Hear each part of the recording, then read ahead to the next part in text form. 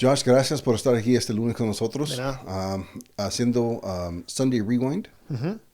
Y estamos mirando um, la edición de Padre Nuestro, que es en contexto de the Lord's Prayer. Lord's Prayer. Ujú.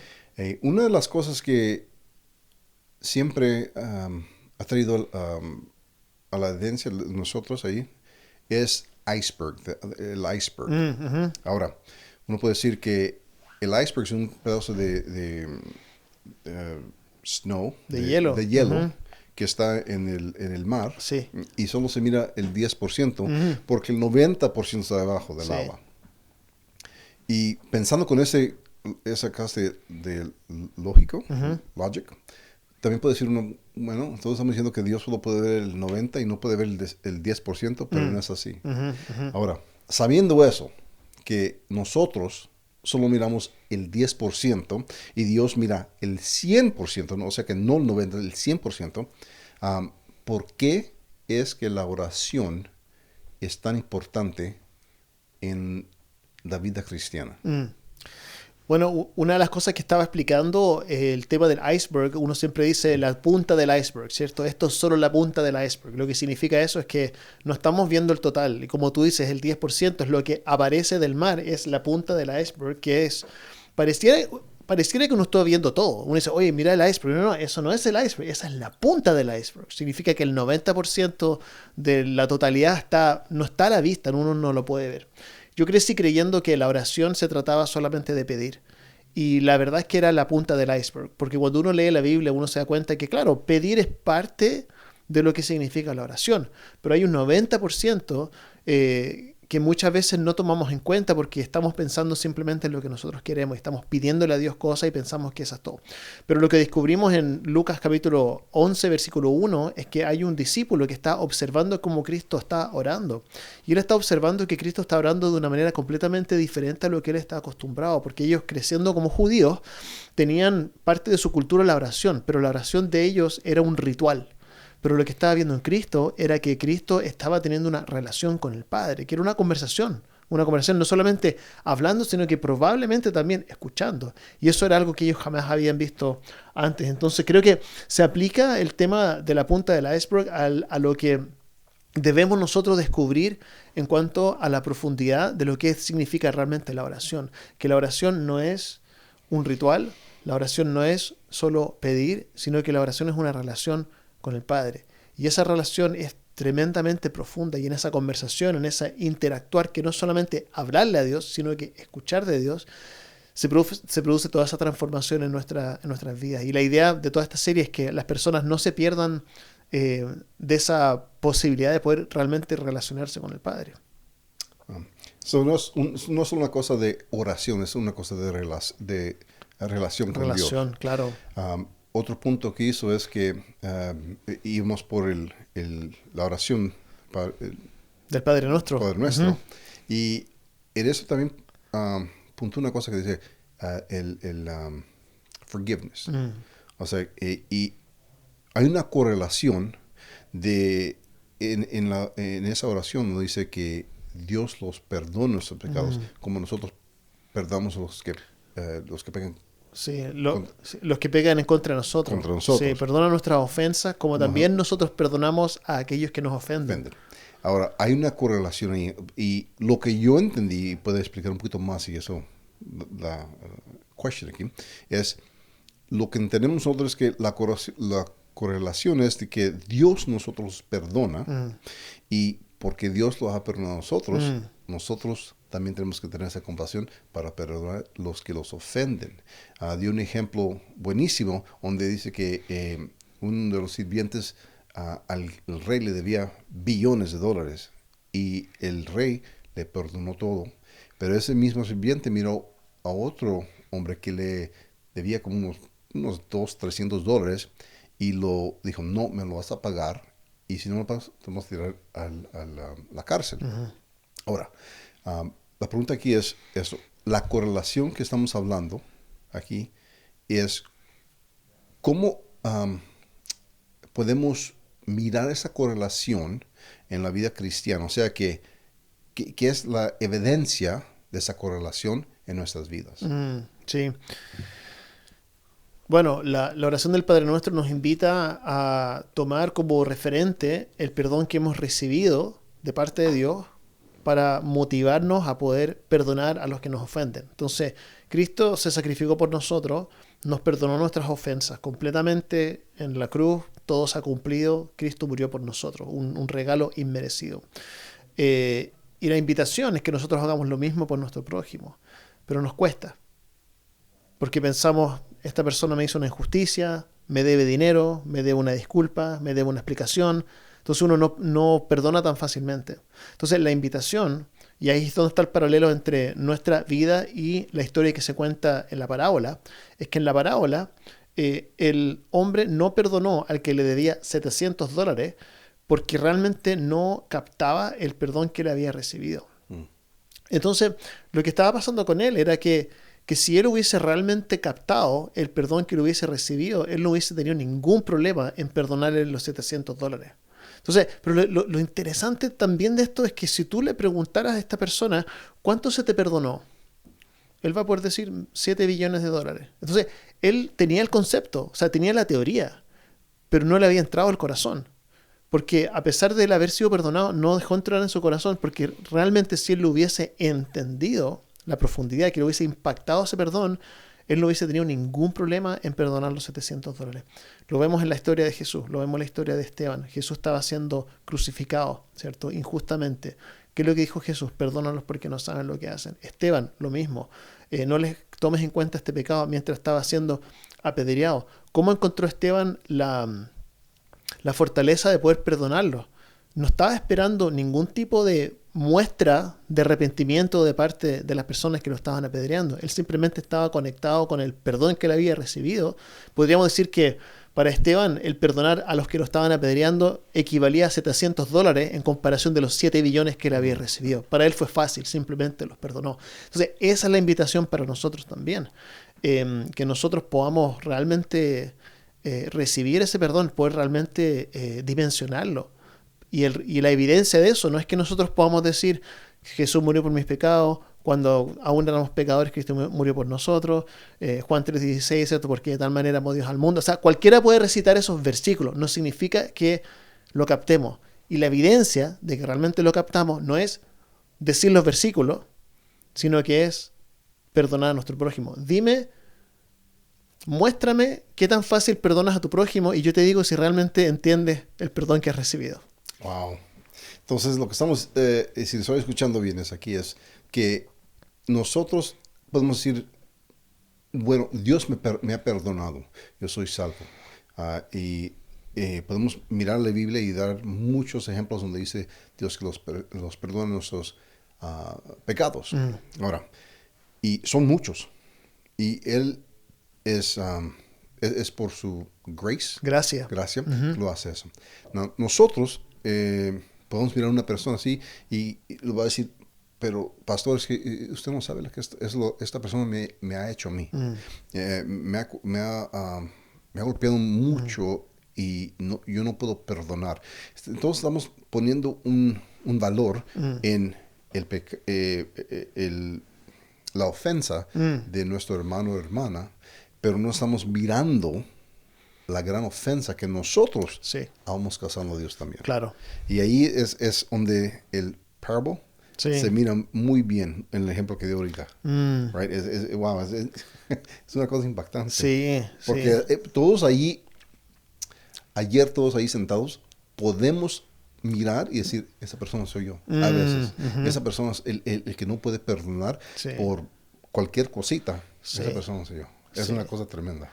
Wow. Y cuando uno perdona, uno también es libre. Eso también creo que es importante, que uno a veces está tan amarrado a la falta de perdón y uno dice, no, pero es que esta persona no se merece que yo la perdone, no me voy a reconciliar con ella porque ella me debe más a mí de lo que yo le debo. O sea, pero al final del día nosotros mismos estamos siendo esclavizados.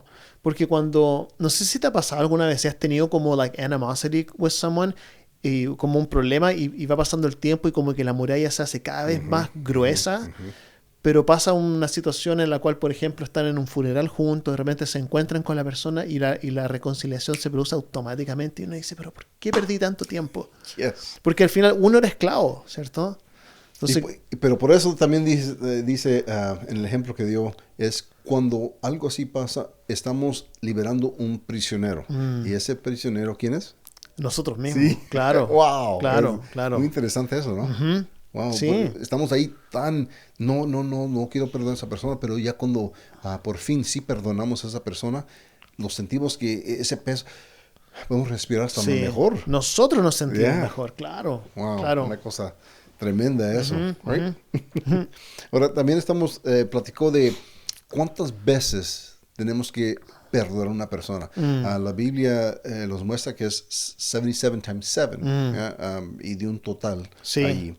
Pero la Biblia no está diciendo, bueno, él nos explica ahí, no lo está dando un número exacto para decir, ahí cuando llegues ahí, hey, ya. Claro, claro. O sea, de hecho, algunas traducciones dice 70 veces 7 y otras traducciones dice 77 veces.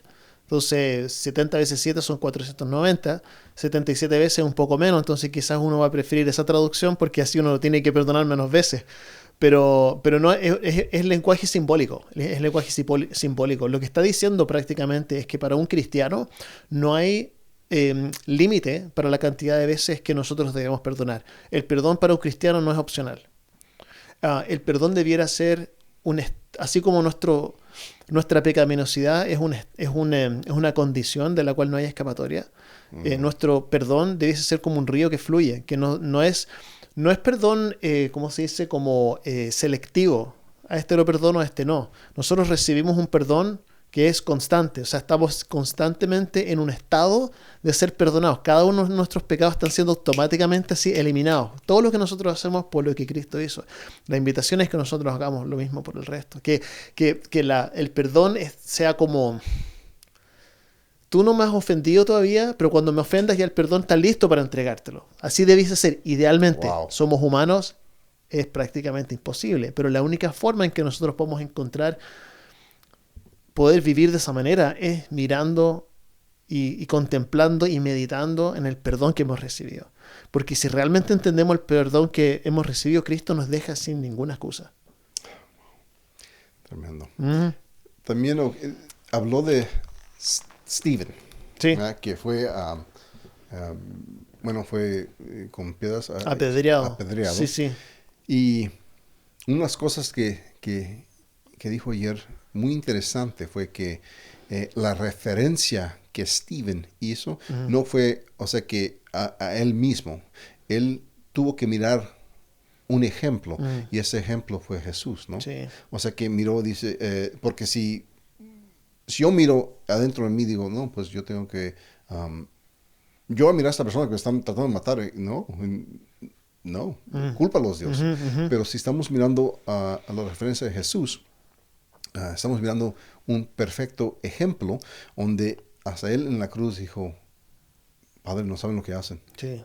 Una cosa tremenda. Ahora, ¿por qué tenemos que tener esta referencia? Ya sabemos, pero ¿por qué esta referencia en nuestras vidas? Cuando estamos mirando a una persona que lo ha ofendido y decimos, no, como le dije más temprano, esa persona me golpeó mucho. Sí. Pero si tenemos una referencia como Jesús, ¿por qué es que nos va a afectar nuestras vidas en una manera que vamos a, no podemos otra cosa, pero que perdonar a esa persona? ¿Qué es lo que pasa ahí en esa referencia cuando estamos mirando, no nosotros, pero estamos mirando a Jesús? Creo que lo que pasa con nosotros es que al final empezamos a vivir el propósito para el cual fuimos creados. La falta de perdón a nosotros nos roba de nuestra vida, nos roba de nuestro propósito. Estamos enfocados en lo que a nosotros se nos debe y eso nos desenfoca. Creo que los que más nos beneficiamos al mirar a Cristo y perdonar como Cristo perdonó somos nosotros mismos. Porque el peso de la esclavitud, lo que significa las cosas que las personas a nosotros nos deben, ese peso nos desenfoca completamente y nos roba nos roba del propósito al cual nosotros fuimos creados para vivir. Creo que el enfocarnos en Cristo todos los días y mirarlo a Él y caminar este camino de perdón, de reconciliación, no podemos realmente vivir nuestro propósito si tenemos falta de perdón. No podemos porque estamos enfocados en nosotros mismos, lo que nos deben. Es una vida egocéntrica. Entonces no podemos vivir la vida de Cristo si estamos enfocados en nosotros. Porque no podemos mirar más adelante que nosotros. Exacto, no podemos mirar más allá del perdón que nos hemos entregado. Eso nos ciega, creo que nos ciega a todo lo que tenemos por delante. No, sí, eso sí, es un ejemplo, pero muy importante eso porque es una cosa que a veces que nos pasa en nuestras vidas y a veces los quedamos estancados ahí, no podemos moverlos ahí. Sí. Y Dios te está diciendo, no, ya deja eso, sí. ya deja eso. Y ese prisionero que estamos hablando sí. se sale de su cárcel sí. y llega otra vez donde debe estar con Cristo. Es cierto. Y tampoco no podemos ver a la persona. O sea, si yo solamente me enfoco en lo que tú a mí me debes, ya no te estoy viendo a ti. Te estoy viendo como algo diferente, algo que you owe me something. So I can't see no puedo ver a la persona. Veo a la persona, lo que esa persona a mí me debe. Y imagínate, Cristo nos viera así a nosotros. Oh. Wow. That's a hard one. Es duro para pensar eso. Sí. No, sí, porque uno rápido se va en las tinieblas. Es una cosa que, wow, si Dios los mirara así. Como, si Él nos mirara así, diciendo, todo lo que le debemos a Él. Oh, my gosh, yeah. Y por eso es muy importante eso también que las ofensas que ni las recordamos. Porque Jesús no recuerda nuestras ofensas. No. Amazing. Ahora, la última pregunta, como siempre. Sí. Para el domingo que viene, ¿qué sigue? Este domingo estamos cerrando la serie. Es el último domingo de la serie. Estamos cerrando con la última frase de la oración del Padre Nuestro, que es: no nos dejes caer en tentación, sino líbranos del mal, o líbranos del maligno, ¿cierto? Que a veces le dan como una connotación de que estamos hablando del enemigo, de Satanás. Así que vamos a hablar sobre la tentación. Es bien interesante porque el enemigo es experto en la tentación. Y la tentación es diferente al pecado. La tentación no es pecado. La tentación es tentación. Pero el enemigo es experto en usar la tentación para hacernos caer en pecado. Entonces, básicamente, esta es la estrategia del enemigo. Y el enemigo siempre hace lo mismo. Dice, mira, esto es el pecado, ¿cierto? Y la tentación está aquí. Entonces la está usando. Dice, no, si esto tú te lo mereces, ¿cierto? Hazlo, no hay ningún problema. You've worked so hard. Y después uno cae en tentación y el mismo enemigo está al otro lado, te está acusando. De lo mismo que él te tentó, después al otro lado él te acusa de lo mismo que tú caíste por culpa de él. Entonces, vamos a usar como referente James chapter 1, Santiago capítulo 1, que habla sobre este proceso de cómo la tentación se transforma en pecado. Así que, y cómo evitarlo.